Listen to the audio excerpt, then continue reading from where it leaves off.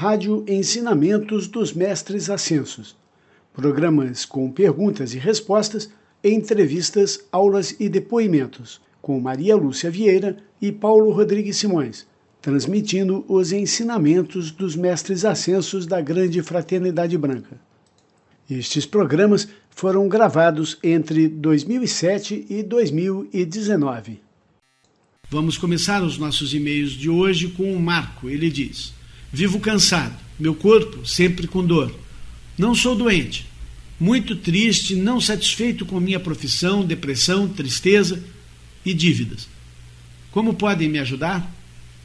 Marco, você precisa parar de ter pena de si mesmo. Precisa acreditar em si como sendo um filho da luz que pode se iluminar. Os ensinamentos de nossa página, do 1 ao 8, poderão te ajudar, mas você precisa colocar em prática esses ensinamentos. É comum as pessoas escreverem para nós da mesma forma que você está fazendo. Nós só podemos mostrar o caminho, vocês precisam seguir o caminho sozinhos. São tantos ensinamentos em nossa página, mais de 80. Quantos deles você já leu, releu, estudou e pôs em prática? Não pense que nós não passamos pelo mesmo desânimo que vocês. Todos nós passamos por horas bem difíceis quando pensamos em largar tudo e sumir do mapa. Mas como já dissemos antes aqui na semana passada e outras vezes, a vida é uma estrada sem fuga. Vá aonde você for e será cobrado da mesma forma. Sempre teremos de assumir o nosso caminho de volta ao Pai. Se assim é, então o melhor a fazer é assumir as rédeas de nossas vidas. Precisamos dominar nossos 4 corpos inferiores, a nossa memória, a nossa mente, o nosso corpo emocional e o nosso corpo físico. Para isto, precisamos começar com a mente limpa. Se você bebe, fuma ou usa qualquer tipo de drogas, mesmo que esporadicamente, pare imediatamente. Só assim será dono de si mesmo. Esses venenos tiram a alma do comando de seus 4 corpos inferiores. Estude, Marco. Estude e coloque em prática os ensinamentos. Marco, quando nós estamos num estado de energia baixa, depressivo, não é fácil, realmente não é fácil, mas é possível. Você precisa sair desse estado. Peça ajuda dos mestres, olhe para eles e peça que deem as mãos para você e te puxem para cima. Eu me lembro que uma ocasião li numa pérola de sabedoria o seguinte: vocês estão literalmente num poço. Então imagine que você está dentro de um poço, mas que você pode sair de lá com auxílio dos mestres ascensos. Não aceite essa situação. Além da autopiedade, como o Paulo falou, que é um sentimento que traz doença, faz muito mal, e a tristeza é um sinal de autopiedade, você precisa se libertar disso, e você pode se libertar disso. Quanto ao cansaço que você sente, isso é falta de energia. E a falta de energia vem muito da tristeza que está escoando a tua energia. Através da tristeza você perde energia. Outro elemento que deixa difícil a mudança de vida é o não perdão. É preciso perdoar a si mesmo e perdoar aos outros, perdoar ao próximo, perdoar a todos que te ofenderam, que te magoaram. Isso já traz um alívio bem grande. Quanto à dor, a medicina recente está provando que muitas dores podem ser eliminadas com exercício físico. Faça longas caminhadas e você verá que muitas das dores vão diminuir. Agora, o problema de depressão muitas vezes é centralização. A pessoa está preocupada e centrada nos seus problemas pessoais, na sua vida, na sua família, na sua profissão, e não está vendo como lá fora as pessoas estão sofrendo muito, muito mais. Descentralize, procure auxiliar o próximo, procure ajudar a todos aqueles a quem você possa ajudar, que cruzarem o teu caminho, ou mesmo vá a uma clínica, um hospital de crianças, ajudar as crianças, fazer alguma coisa pelo próximo, e você verá que os teus problemas diminuirão bastante. Essa é uma forma de resgate kármico, né, Maria Lúcia? Também. Agora, quanto a essa ajuda que você precisa dos mestres agora, faça uma carta ao Conselho Kármico dizendo que você não está satisfeito com a tua profissão e pedindo para te encaminharem para o teu lugar, para o teu plano divino, assina a carta com o nome completo, faça um período de orações e queime a carta. Outra coisa que pode te ajudar muito é chama violeta. Faça muito o decreto de chama violeta. Sai caminhando e fazendo aquele mantra. Eu sou o fogo violeta com a chama do 7º raio. Eu sou a elevação na libertação da minha alma. Vai repetindo esse mantra, vai se envolvendo na espiral de chama violeta, no Divino Espírito Santo, e você vai ver como as coisas vão mudar. Maria Lúcia, você deu uma deixa de uma coisa que você falou que me interessou muito.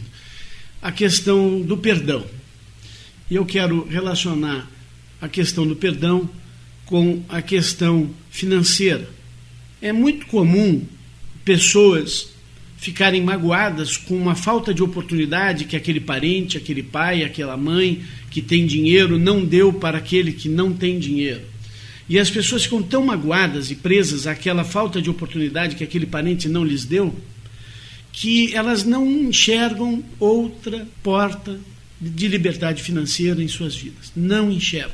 De tão cegas que elas ficam por causa do não perdão, da falta de perdoar o seu parente e de compreender, de aceitar o livre-arbítrio do parente rico, seja ele qual for a sua razão, não interessa.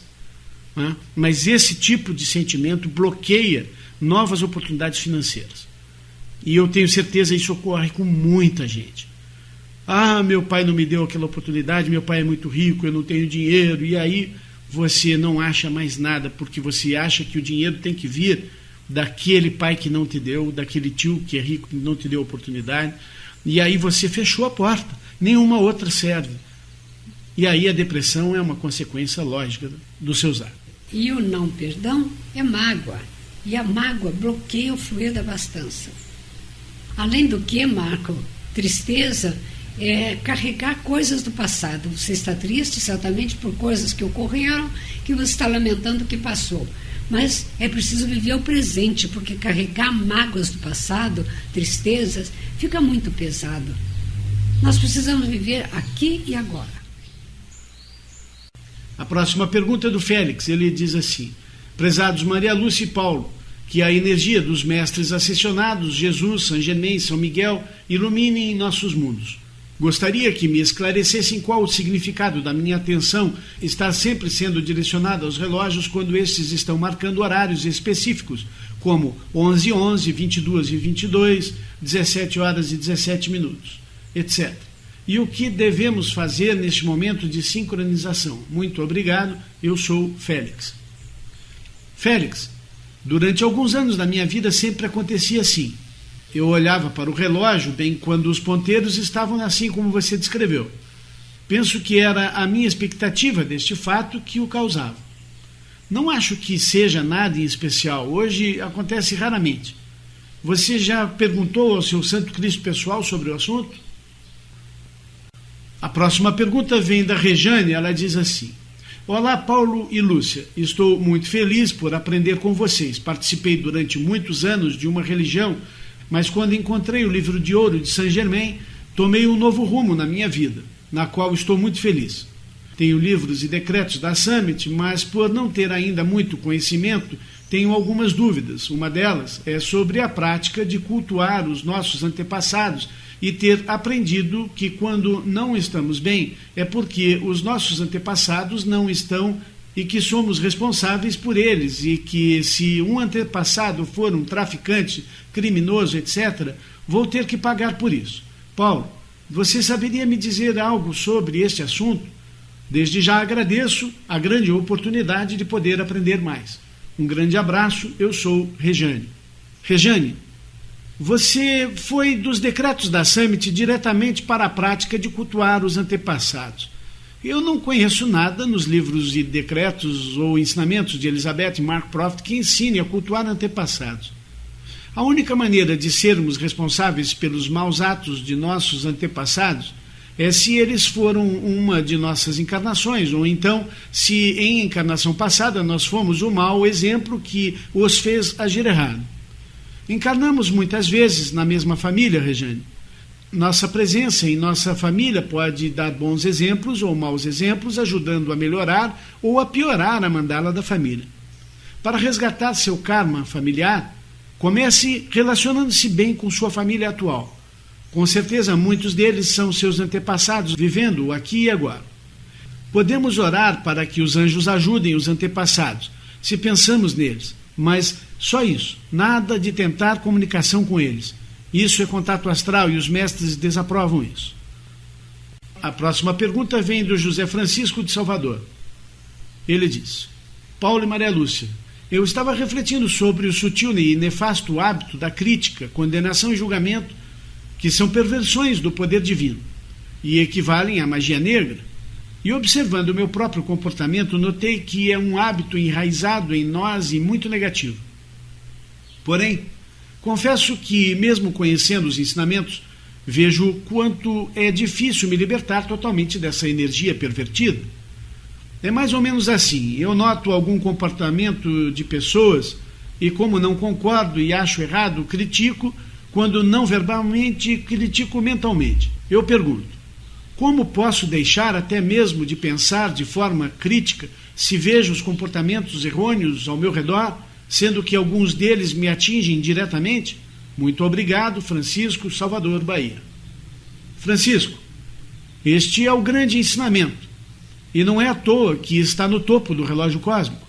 A primeira hora, a hora do poder divino, nas 12 horas do relógio. A crítica, a condenação e o julgamento são as coisas que mais nos impedem de atingir o poder da criatividade divina. Ficamos tão ocupados com os erros dos outros que nada vemos de bom. Vou repetir sua pergunta. Você disse: como posso deixar até mesmo de pensar de forma crítica se vejo os comportamentos errôneos ao meu redor, sendo que alguns deles me atingem diretamente? Francisco, precisamos mudar nossos conceitos errôneos sobre a vida. Precisamos ver o próximo como ele é. As pessoas têm, por livre-arbítrio dado por Deus, o direito de errar. O que elas não podem fazer é invadir o direito do livre-arbítrio dado por Deus ao seu próximo. Não pense que eu não me pego criticando este ou aquele. Este é um hábito das pessoas, na sua maioria, como você mesmo disse. E isso é contagioso. Precisamos nos policiar o tempo todo. Em todos os lugares que vamos, alguém está falando mal de alguém. Precisamos ser a palavra que para esta energia negativa. E como fazer isso? Quando vemos alguém fazendo algo errado, a primeira análise é: isto está afetando o livre-arbítrio de outra pessoa? Se a resposta for sim, podemos pedir intercessão divina e julgamento divino para que o mal cesse. Se a resposta for não, podemos pedir aos anjos de Deus que direcionem a pessoa para que ela aprenda e pare de errar. Que ela encontre bons exemplos em seu caminho e aprenda a ser uma pessoa melhor. Quando criticamos, mesmo que mentalmente, estamos ajudando e contribuindo para que a pessoa se afunde ainda mais em seu erro. A oração pode operar milagres na vida das pessoas, Francisco, e principalmente se fazemos disso um hábito. Experimente fazer assim e verá seu hábito de criticar diminuir cada vez mais. Comigo está funcionando muito bem. Outra coisa boa a fazer é descobrir se você tem a Lua ou Marte em Capricórnio, na data de seu nascimento. Então, se este for o caso, você precisa aprender a fazer invocações à Astréia para anular as forças lunares ou marcianas de sua vida, pois elas estarão sempre fortes e latentes em sua vida nesta encarnação. Maria Lúcia, algum comentário?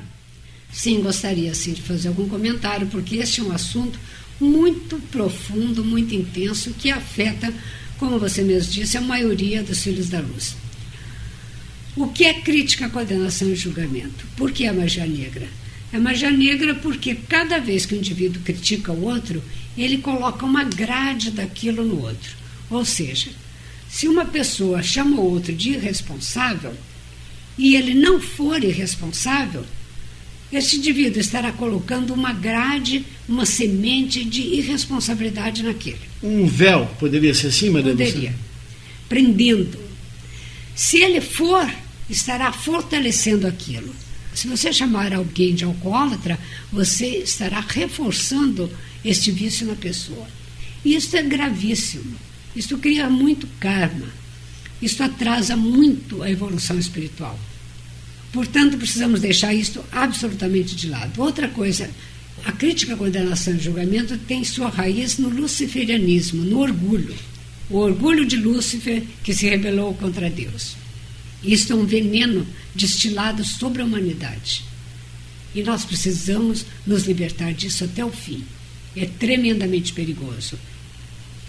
Francisco, você está se identificando com o erro.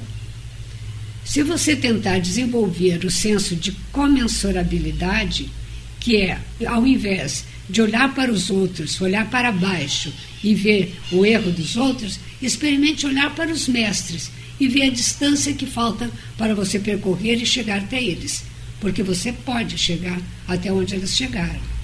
Então pare de olhar os erros dos outros e olhe para os mestres e pense, veja como eles já chegaram a atingir esse desenvolvimento, é lá que eu tenho que chegar, e caminhe para isso. Leia a vida dos santos e veja o senso de compaixão que eles têm com os outros. Uma das coisas que eu acho que funciona muito bem para cessar o hábito de crítica é o seguinte: experimente meditar, fazer uma autoanálise dos seus erros no passado. E você verá que cada vez que você cometeu um erro, uma decisão errada, algo que tenha prejudicado o próximo, você não tinha noção daquilo. Porque as pessoas, com o tempo, a gente olha para trás e pensa, como eu tomei aquela decisão errada? Como eu pude fazer isso? Agora você tem consciência, mas naquela época, na hora que a pessoa erra, ela não tem consciência que está errando. E as pessoas que estão errando, elas não têm consciência do erro. Às vezes, né, Maria Lúcia? Nem sempre. Há aqueles que tomam decisão conscientemente de errar. Só que é lógico que essa visão deles consciente é deturpada. E a grande maioria não tem mesmo. Até o bandido Al Capone, ele achava que estava tendo uma vida muito normal, que estava ajudando as pessoas a se divertirem. Ele não achava que estava errado. Uma coisa que eu quero frisar aqui, muito importante, é o seguinte: quando nós criticamos alguém, nós abrimos a oportunidade de que sejamos testados naquele erro que estamos criticando. Eu vou dar um exemplo de um acontecimento que explica bem isso. Eu conheci uma moça que, sempre que ela via um carro capotado na estrada, assim, ela dizia, mas como isso pode acontecer? Um acidente do nada, como que a pessoa pôde capotar o carro ali? Ela criticava aquilo e perguntava-se como que aquilo acontecia. Um dia ela teve um acidente e capotou o carro da mesma forma e continuou sem entender como que aquilo aconteceu. Mas é mais ou menos por aí. Quando nós criticamos o outro, nós abrimos a porta para sermos testados naquilo. Isso é muito sério. É muito sério, sim. Você que tem tanto conhecimento, tanto estudo e é um discípulo tão devotado como nós temos observado, você experimente ajudar essas pessoas que estão criticando, partindo do princípio que, seja certo ou não, de que elas não estão conscientes do seu erro, você pode enviar e projetar luz para elas. Você pode libertá-las desses erros. Tendo compaixão, isto desenvolverá muito o teu senso de compaixão. Porque quando nós queremos nos livrar de um mau hábito, nós devemos desenvolver a virtude oposta. Ao invés de focalizar no hábito da crítica, focalize na virtude oposta, que é compaixão por aquele que está criticando. Com certeza, porque veja só, não é raro as pessoas criticarem nos outros o que elas têm nelas mesmas. É porque a psicologia já provou que quando nós vemos um erro no outro, é porque nós não conseguimos ver o erro em nós mesmos e vemos esse reflexo no outro e isso nos incomoda. Com certeza, às vezes muito maior no outro do que em nós, mas aquilo existe em você.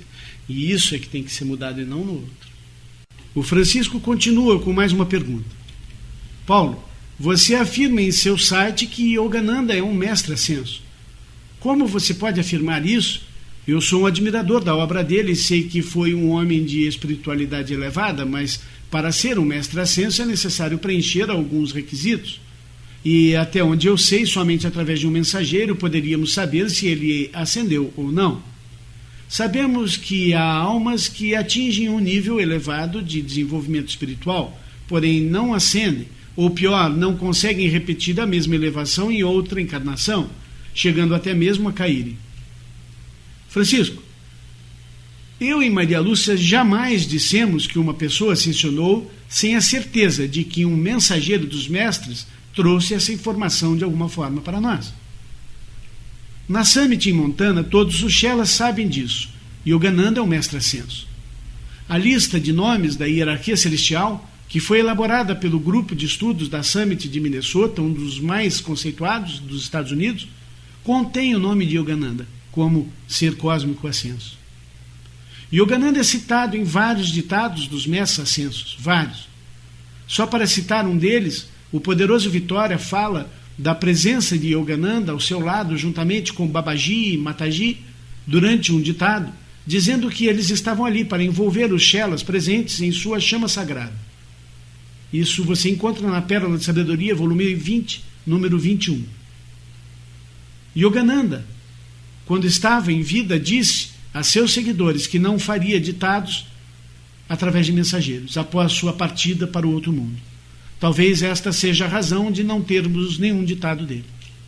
A Luciane de Curitiba nos pergunta: Paulo, como se escreve o nome do mestre da pergunta da Sheila do programa 22?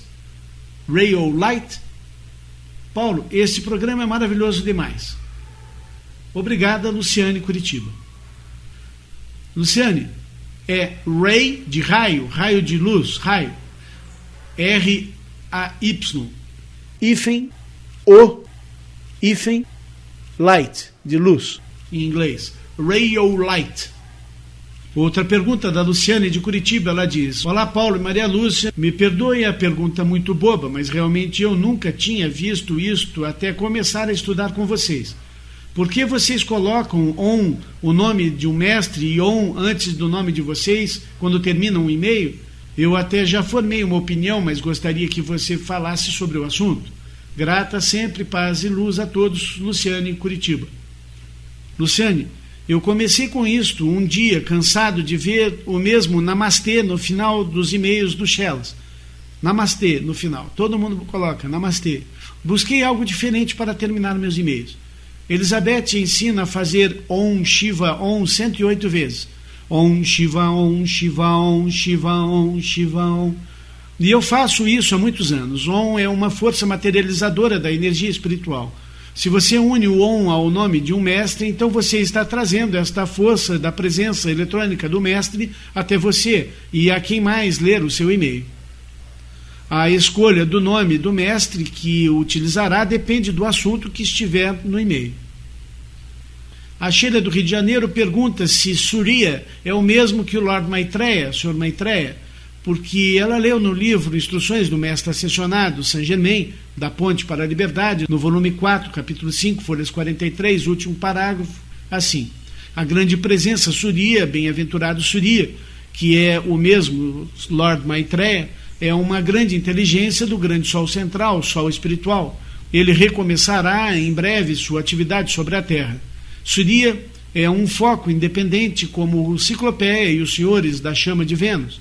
Sua atividade é independente porque a assistência que ele oferece por sua própria vontade é inteiramente independente da hierarquia que se encarrega do desenvolvimento deste planeta.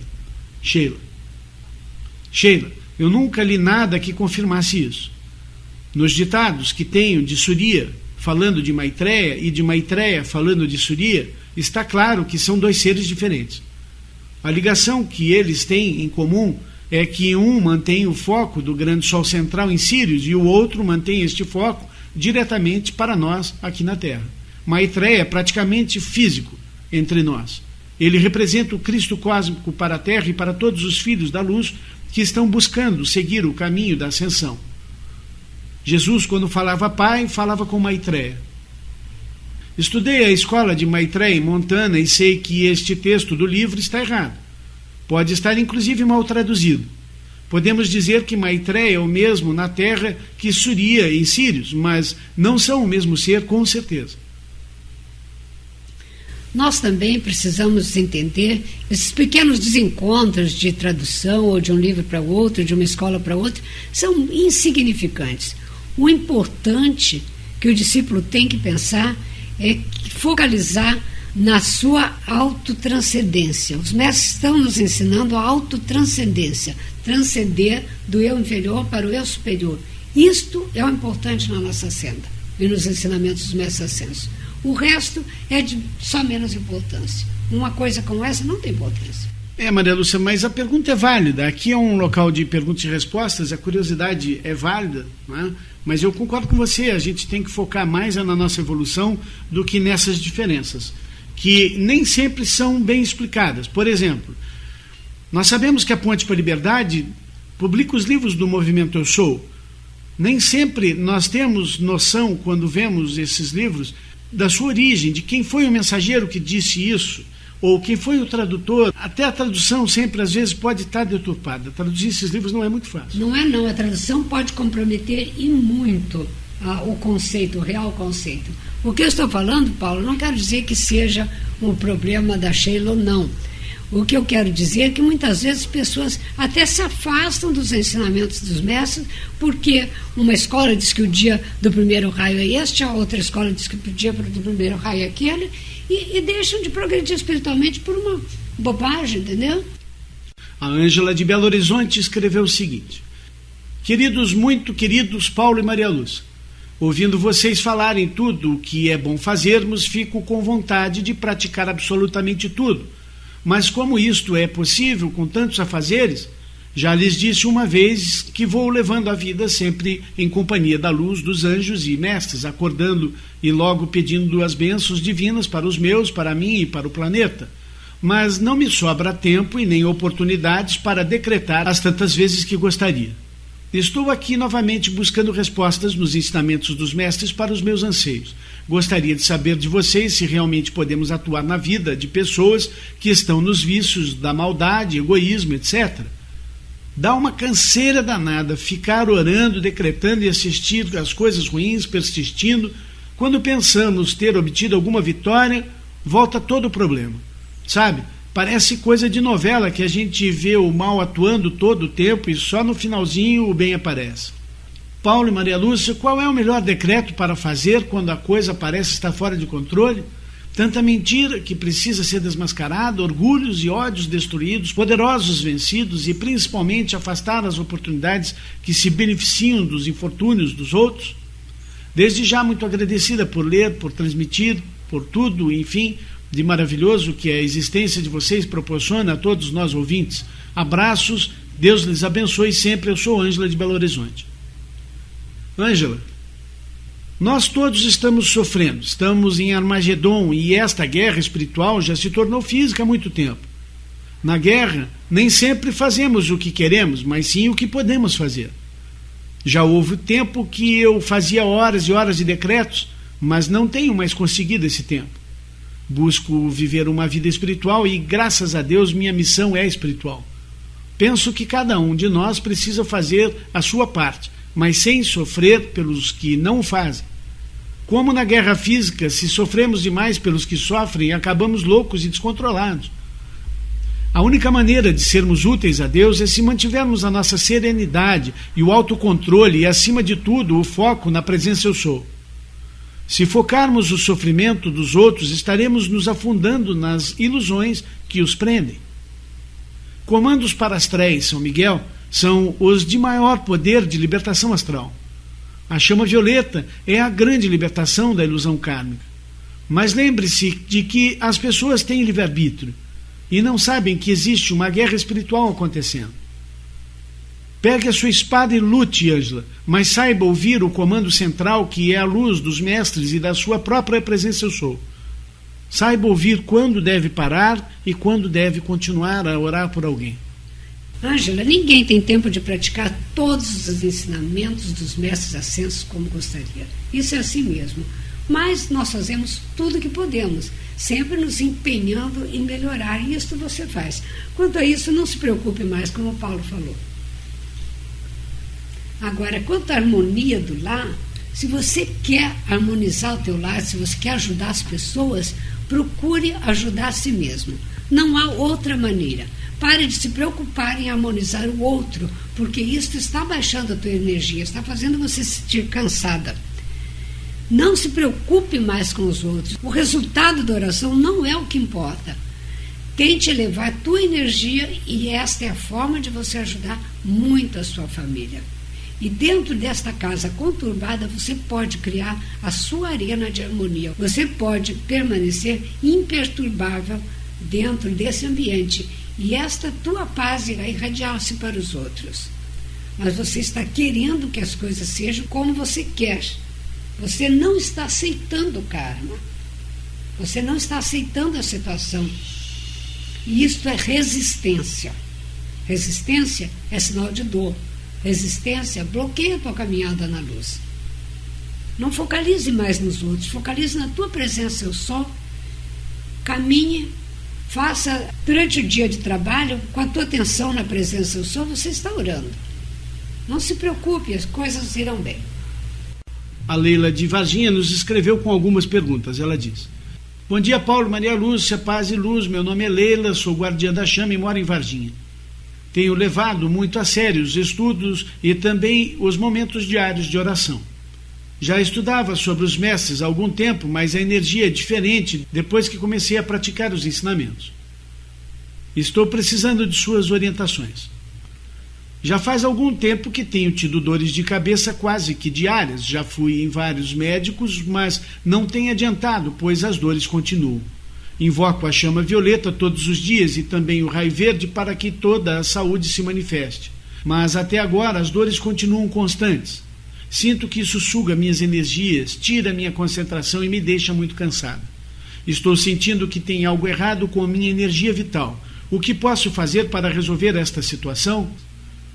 Sabe, Leila, quando alguém me diz que está com dor de cabeça, eu jamais penso que isto é um problema espiritual. Como sei que este é um mal que atinge a muita gente e que provavelmente a maioria dos ouvintes tem ou conhece alguém que sofre de muita dor de cabeça, vou ler um artigo que enviamos para as Gotas de Sabedoria em janeiro de 2006. O título é Beber água é muito importante. Há cerca de um ano, atendi no HFA uma senhorita dos seus quase 30 anos com uma enxaqueca bastante comum, cefaleia, dor de cabeça. A paciente relatava que já havia passado por otorrinos, oftalmologistas, neurologistas, clínicos e até endocrinologistas, com as prescrições dos mais diversos tratamentos e a presunção de várias hipóteses diagnosticadas, sem qualquer melhora, entretanto. Durante sua consulta, entre várias perguntas habituais, questionei o quanto de água por dia ela bebia e de que forma, ou seja, com qual periodicidade. A paciente me afirmou que bebia pouquíssima água porque não sentia sede, principalmente à noite. Após várias outras perguntas, suspendi todos os medicamentos e disse-lhe que precisava apenas tomar água adequadamente. Um tanto quanto descrente, ela voltou para casa. Após apenas uma semana, retornou referindo que não sentia mais dor de cabeça, que seu intestino funcionava melhor e que sua disposição havia melhorado. Milagre? Não. Bom senso. Mudanças ou adequação de hábitos em nossas vidas. Todos nós sabemos o quanto é importante uma ingestão adequada de água diariamente, mas quase sempre negligenciamos isto. Todos os organismos vivos apresentam de 50% a 90% de água em si. O próprio corpo humano é constituído de 70% por água, que em constante movimento hidrata, lubrifica, aquece, transporta nutrientes, elimina toxinas e repõe energia, entre inúmeras de outras utilidades. Preconiza-se um número de 1 copo de 200 ml de água por hora em que se estiver acordado. Assim sendo, a ingestão de água deve ser independente da sede, constante e rigorosa. E não adianta deixar para tomar 2 ou 3 litros necessários diariamente de uma só vez. Estudos mostram que o estômago capacita apenas 200 ml por hora. Ou seja, um adulto não conseguirá tomar mais de 1 litro de uma só vez sem passar mal. Se você ainda não se convenceu, observe os resultados. Desvitalização dos cabelos, descamação do couro cabeludo, distúrbios de concentração, sono e memória, com perda de disposição para a realização das atividades diárias em virtude da circulação cerebral por baixa quantidade de água que faz o sangue ficar mais viscoso e grosso, de circulação mais lenta. Ressecamentos dos olhos e tecidos das vias aéreas que com baixa umidade sofrem lesões com mais facilidade por ficarem mais frágeis. Assim, tornando-se mais propensos a inflamações e infecções, conjuntivites, sinusites, bronquites, pneumonias, lesões da pele, com aparecimento de cravos e espinhas, pela não eliminação adequada das toxinas via pele e seu acúmulo local, queda e enfraquecimento dos pelos. Baixa produção de saliva e distúrbios no aproveitamento adequado de vitaminas e sais minerais, com excesso em alguns lugares e falta em outros, levando a cãibras, dormências, perdas de força muscular e problemas ósseos dentais, respiração dificultada, por vezes levando à falta de ar, sobretudo nos exercícios físicos. Constipação e por vezes sangramento retal devido a fezes ressecadas endurecidas que lesam o tecido intestinal ao moverem-se em seu interior. Impotência ou disfunções eréteis ou, no caso das mulheres, sangramentos vaginais. É certo que há água nos alimentos, mesmo sólidos, mas a complementação da ingestão diária de água deve ser feita periodicamente, conforme já disposto. Uma forma de se observar se a quantidade de água é adequada é observar a cor da sua urina, que deve ser incolor. Quanto mais forte for a cor da sua urina, pouca ingestão de água está sendo feita. Vale lembrar que é sempre bom evitar bebidas alcoólicas ou não alcoólicas que, apesar de serem diuréticas, evitam que se beba água. Evite também a ingestão de água pelo menos meia hora antes do almoço para não prejudicar a digestão.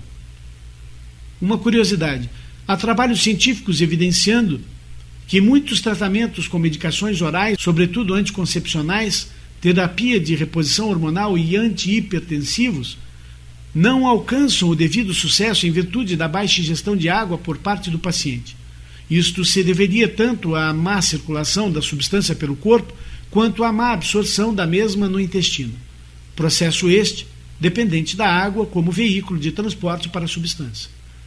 Assinado Dr. Ícaro Álvares Alcântara, médico docente da disciplina Semiologia da Uniceub, Centro Universitário de Brasília. Reportagem da revista Uniceub, abril de 2003. Continuando, um outro texto sobre água, também não menos importante, diz assim: você sabia que muitas pessoas têm problemas de saúde provocados pela falta de água no organismo, mas sem saber vivem tomando os remédios, gastando dinheiro e se intoxicando com drogas, tentando curar esses problemas? Sem conseguir, é claro. Precisam de água e não de remédios. Somente tomando bastante água poderão resolver seus problemas de saúde. Será que você está entre as pessoas que bebem pouca água? O seu corpo é formado de 65% a 70% de água. E essa água precisa ser renovada continuamente a cada hora. Todo o funcionamento do seu organismo depende de água e reações químicas, a respiração e circulação, funcionamento de rins e desintoxicação, a digestão, o sistema de defesa, a pele, enfim, tudo o que é necessário para manter a vida. Quando falta ou existe pouca água no corpo, todo o funcionamento do organismo fica prejudicado. Beber bastante água todos os dias faz com que o organismo fique mais equilibrado, mais resistente, funcionando melhor em todas as suas áreas e também contribui para a cura de qualquer problema de saúde existente. Quais são os prejuízos de beber pouca água? O organismo recebendo pouca água fica desidratado, cansaço, indisposição, pele seca, cabelos secos, dores de cabeça, problemas digestivos, inflamações, cistites, formação de cálculos, pedras, alterações da pressão arterial, da circulação, do sistema hormonal, irritabilidade, insônia, são alguns dos exemplos do que pode acontecer para quem bebe pouca água. Na falta de água, fica prejudicado o sistema natural de limpeza e desintoxicação do organismo. Esse sistema é indispensável para a saúde, mas só funciona se existir grande quantidade de água. Você conseguiria fazer uma limpeza em sua casa com apenas 1 ou 2 copos de água? Claro que não. O organismo também não.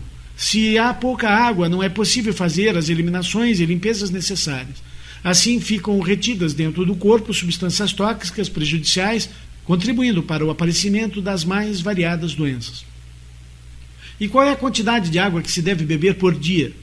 Você deve beber 2 a 4 litros de água por dia, 8 a 16 copos, nunca menos do que 2 litros, 8 copos. A quantidade depende da temperatura do dia, da atividade que você realiza, se faz muito ou pouco esforço, se trabalha exposto ao sol ou na sombra. De qualquer forma, nunca pode ser menos de 2 litros por dia. E como saber a quantidade de água suficiente? Ora, existem 2 sinais fáceis para você saber se a quantidade de água que você bebe é suficiente. A quantidade de urina que você elimina e a cor dessa urina. Quando a quantidade de água é suficiente, a urina é eliminada em grande quantidade e em cor clara, transparente, como água. Se a urina é pouca e de cor escura, o seu corpo está avisando que precisa de mais água, mesmo que esteja bebendo 2 litros por dia. É sinal que você precisa beber mais, quem sabe 3 ou 4 litros. Como tomar essa água? A água deve ser tomada ao longo de todo o dia. Bebe 1 ou 2 copos pela manhã e ao acordar e ao deitar à noite. Durante o dia, de 1 em 1 hora, beba 1 copo.